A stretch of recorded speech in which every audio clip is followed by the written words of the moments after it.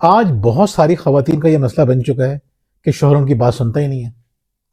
यानी बीवियां शौहर से बात करना चाह रही होती हैं और वो हमें बताती हैं कि शौहर हमारी बात में इंटरेस्ट ही नहीं लेता, हमारी बात सुनना ही नहीं चाहता।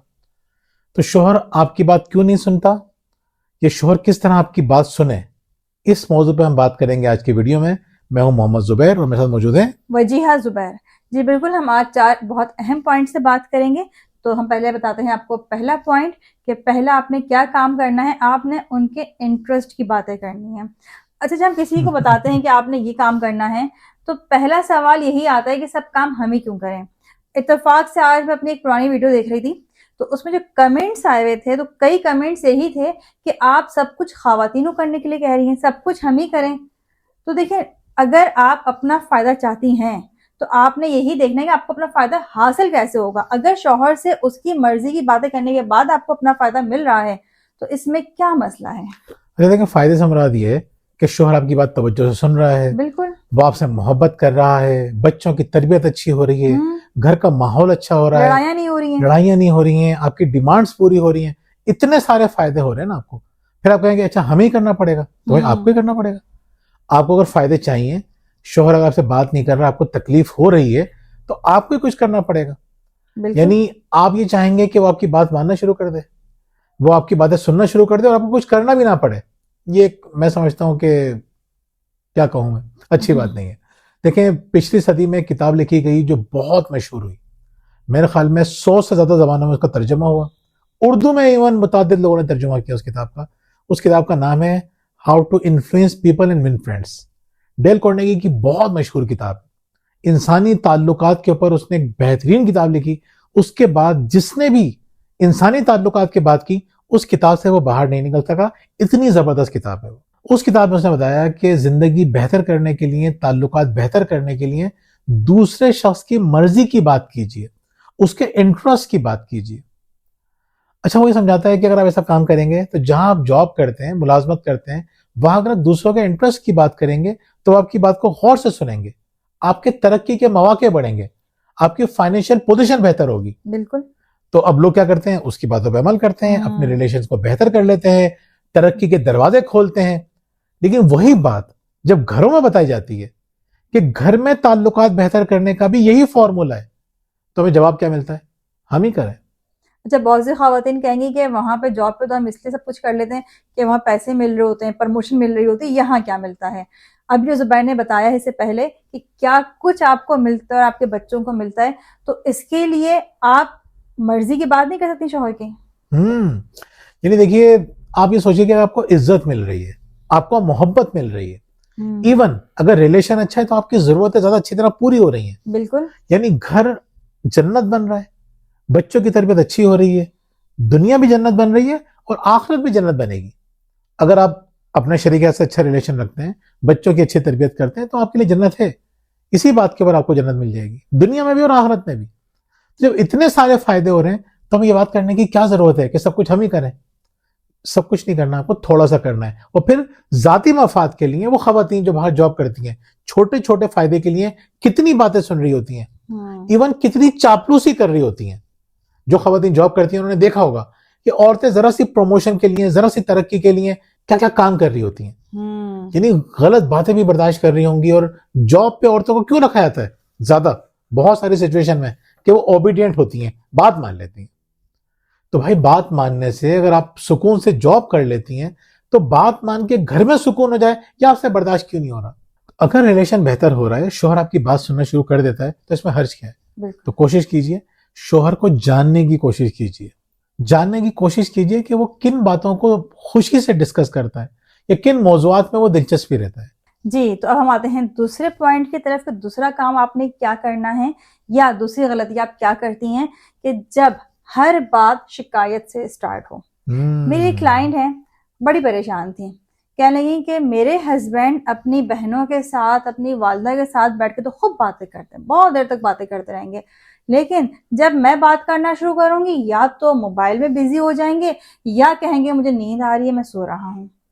मैंने उन्हें सवाल पूछा, मैंने कहा आपके ख्याल में ऐसा क्या है, आपकी नंदें या आपकी सास किस तरह की बातें करती हैं। कहने लगी देखें वो तो बहुत सारी हैं, मेरी नंदे भी ज़्यादा हैं, मेरी सास हैं, वो लोग बैठ के खूब मज़े मज़े की बातें कर रही होती हैं, ख़ानदान भर की बातें सुना रही होती हैं, बचपन की बातें कर रही होती हैं, इतनी सारी बातें उनके पास होती हैं करने की, वो हर तरह की बात करती हैं, सब इंजॉय कर रहे होते हैं, उसी में वो अपनी मर्जी की बातें भी कर जाती हैं और मेरा शौहर जो है वो उनकी सारी बातें मान लेता है।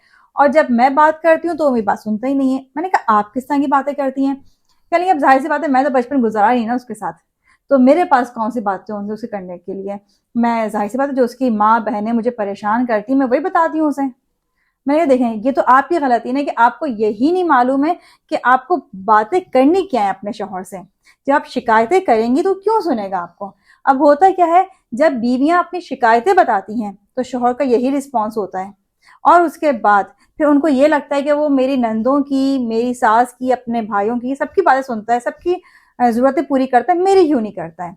तो देखें सबसे अहम बात यह कि ससुराल वाले बड़े चालाक होते हैं, उन्हें पता होता है कि हमें अपने बेटे को किस तरह लेके चलना है। और बीवियां यहाँ बहुत बेवकूफ़ी दिखाती हैं, वाकई में कहूँगी बेवकूफ़ी है कि वो सारी खिदमतें करेंगी, सारे काम करेंगी, लेकिन उन्हें कम्युनिकेट करना नहीं आएगा। देखें ये शिकायत है ना, ये मर्द को औरत से दूर कर देती हैं। मिसाल के तौर पर मैं खड़ा हूँ और इन्होंने 3 बातें सोच के रखी हैं कि आज बच्चों ने क्या गलत काम किए जिसकी वजह से ये बहुत परेशान है और मुझे वो शिकायतें बता रही हैं। सबसे बड़ा नुकसान क्या होगा, मेरा मूड खराब होगा। दूसरे नंबर पे मेरा अपने बच्चों से रिलेशन खराब होगा, और जब मेरा बच्चों से रिलेशन खराब होगा और मेरी बीवी की वजह से खराब होगा तो फिर मुझे एक गिल्ट होगा और मेरा अपनी बीवी से भी रिलेशन खराब होगा। बिल्कुल। इसके बरक्स जब मैं घर आऊं, इनके पास मुझे बताने के लिए 3 इंटरेस्टिंग बातें हैं, पता है बच्चों ने क्या किया। आप यकीन कीजिए जब मैं ये सुनूंगा ना कि आज बच्चे ने ये अच्छा काम किया, आज बच्चे ने कितनी जबरदस्त राइटिंग की, आज स्कूल से कॉल आई थी, टीचर कितनी तारीफें कर रही थी। देखिए शिकायतें भी करते हैं, तारीफें भी करते हैं।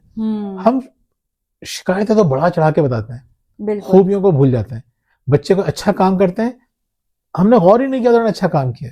ऐसे ही है। अच्छा मर्द को अगर आप ये बताना शुरू कर दें ना कि देखा आज बच्चों ने ये बड़ा अच्छा काम किया, ये जबरदस्त काम किया, शोहर की पसंद के मुताबिक, आहिस्ता आहिस्ता क्या होगा, वो आपके साथ और ज्यादा बातें करना शुरू कर देगा और आपकी बातें सुनना शुरू कर देगा। वो क्यों नहीं सुन रहा, आपके पास शिकायत है, आपके पास सारी की सारी वो बातें हैं जिससे आपके शोहर का मूड खराब हो रहा है। मूड खराब करके रिलेशन अच्छा नहीं किया जा सकता। बिल्कुल। यस। और वो खवातीन जो कमेंट्स में मुझे लाजमी लिख कर देती हैं कि अब क्या अपनी शिकायतें अपने शौहर को भी ना बताएं, उसकी वजह सारे मसाइल हैं उसको भी ना बताएं, तो फिर आप मसाइल बताती रहिए, फिर आपको वही रिजल्ट्स मिलते रहेंगे जो अब तक मिल रहे हैं आपको। तो हम आते हैं तीसरे पॉइंट की तरफ। तीसरा पॉइंट हमारा यही है कि हल नहीं चाहिए होता है, सिर्फ अपने मसाइल सुनाने होते हैं। सबसे बुरी आदत यही होती है कि हम ये सुनना ही नहीं चाहते हैं कि जो हम मसला बता रहे हैं उसका हल क्या है। जब शौहर हल बताता है तो उसमें से वो मजीद इसके उसके सामने आते हैं, फिर शौहर तंग आ जाता है, कहता भाई तुम्हारा मामला तुम खुद ही देखो, मैं तुम्हें नहीं बता रहा। ये नहीं देखें मुझे कोई प्रॉब्लम बताएं और फिर मैं इनको फौरन सोल्यूशन बताऊं। जब मैं इनको सोल्यूशन बता दूं तो अगले दिन ये मुझे वही सेम प्रॉब्लम बताएं। एक खातून है, उनकी मैं काउंसलिंग किया करता था, तो एक दफ़ा मुझसे नाराज़ हुई। उन्होंने मुझे कॉल की कुछ अरसे बाद कि भाई मैंने आपसे सेशन लिए, मुझे कोई फ़ायदा नहीं हुआ।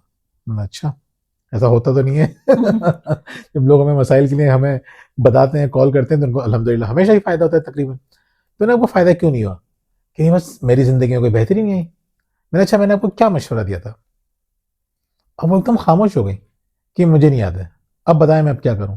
मैं नहीं, मैंने आपको कुछ तो बताया होगा ना कि आपको क्या करना चाहिए जिससे आपकी ज़िंदगी बेहतर होगी, आपके मसाइल हल होंगे। कि भाई मुझे सब कुछ याद नहीं है, अब बताएं मुझे क्या करना है। मैंने आपको जो बातें बताई थी ना, मैं आपको वही बातें दोबारा बताऊंगा। फिर मैंने उनको बताना शुरू किया कि मैंने लास्ट टाइम आपको क्या 3 बातें बताई थी जिन पे अमल करने से आपका घर जन्नत बन सकता था। अब वो खामोश हो गई, सन्नाटे में आ गई कि नहीं आप तो मेरी बात को तवज्जो से सुन ही नहीं रहे। मैं किस तरह आपकी बात तवज्जो से सुनूं। कह लेंगी आप कम से कम मुझसे हमदर्दी तो करें। मेरे हमदर्दी करने के बाद क्या होगा, नहीं मेरा दिल का बोझ हल्का हो जाएगा। मैंने उसके बाद क्या होगा कि रिलेशन आपका वहीं का वहीं खड़ा रहेगा। मेरा भाई हम सिर्फ और सिर्फ यहाँ पे हमदर्दियां करने के लिए नहीं बैठे हैं, वो बहुत सारे लोग हैं आपके पास, ये भी कर लेंगे, हम एक दफा कर लेंगे, लेकिन हर दफा हमदर्दियां करने से अगर आपका नुकसान हो रहा है तो हम हर दफा हमदर्दियां नहीं करेंगे।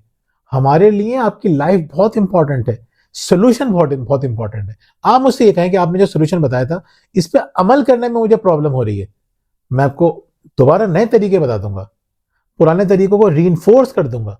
लेकिन आप मुझसे कहेंगे कि नहीं आप सिर्फ हमदर्दी करें और सोल्यूशन जो आप मुझे बताएंगे मैं भूल जाऊंगी, सिर्फ हमदर्दियां करें। सोल्यूशन तो याद नहीं है और शिकायत जी। ये कि फायदा ही नहीं हुआ। हाँ, वक्ती तौर पर आप रिलैक्स हो जाएंगी, रिलेशन आपका बेहतर नहीं होगा।